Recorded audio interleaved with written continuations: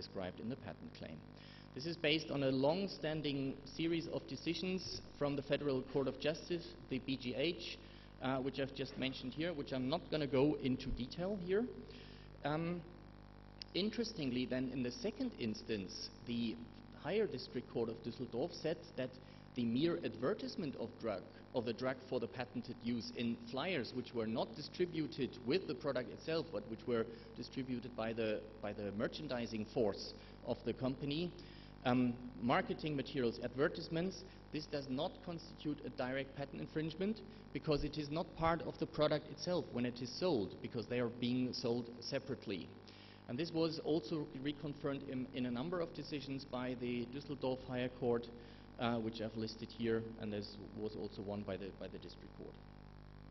Now, according to this line of decision, it is possible to carve out, that's also another term that I learned here from my Indian contacts, skinny labeling. So basically, if you write your package leaflet in the appropriate manner, it is possible to basically evade the scope of protection of these second medical use claims, which means that for the innovator company, there may be no protection from an off-label use of the drug.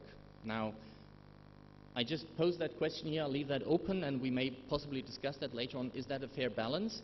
After all, the innovator may have invested a lot of money in order to find this new indication, or he has made considerable expenses in order to identify this new patient group where the drug is really, really useful as opposed to the prior arts treatments.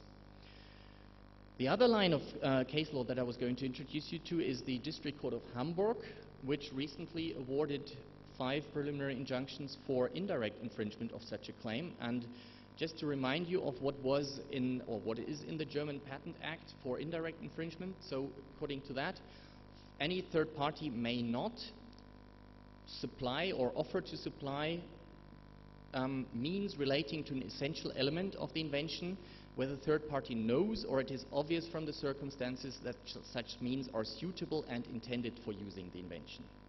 So basically, means relating to an essential element of the invention, and the third party knows or it is obvious that these means are suitable and intended. So there is a sort of an objective element here in the essential element here, and then there's this subjective part, the third party knows or it is obvious that such means are suitable and intended. Now, to give you some additional background, under German social law, pharmaceutical products which have the same particulars as a prescribed medicinal product must be dispensed if both of these products are authorized, so they have a marketing authorization in at least one joint identical indication.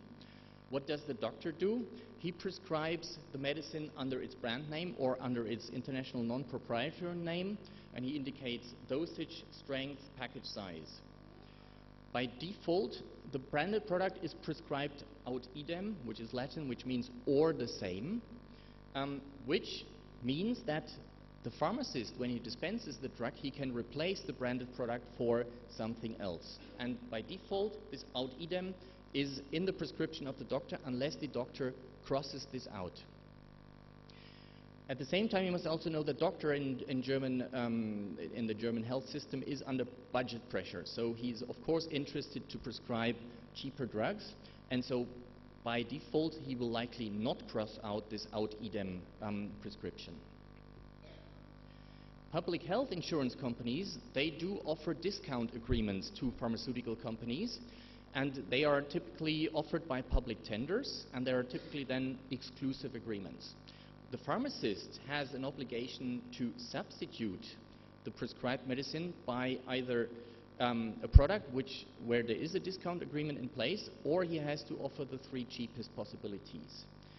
And there's a high sanction to that. If he does not do that, the pharmacist, then he will not get reimbursement from the health insurance company. So basically, he doesn't get his money then. And the pharmacist software is also fed with the details of all discounts agreements and therefore points to the cheapest substitute. So as you can see, the whole system is set up in a way that is geared towards keeping the costs down, but at the expense possibly of the innovator or the pharmaceutical manufacturer of the originally branded product.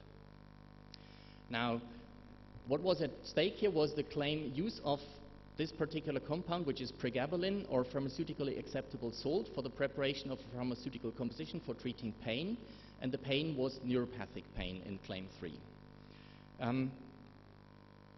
What did the defendants do? They marketed their pregabalin with a skinny label, which was restricted to non-patented inventions. So these were epilepsy and general anxiety disorders, and they made an offer in a tender for pregabalin, which was not restricted to these non-patented indications, but included also the patented indication, namely the pain. Likewise, the alleged infringer or the defendant did not inform the health insurer that there was this problem with the patented indication pain for pregabalin. So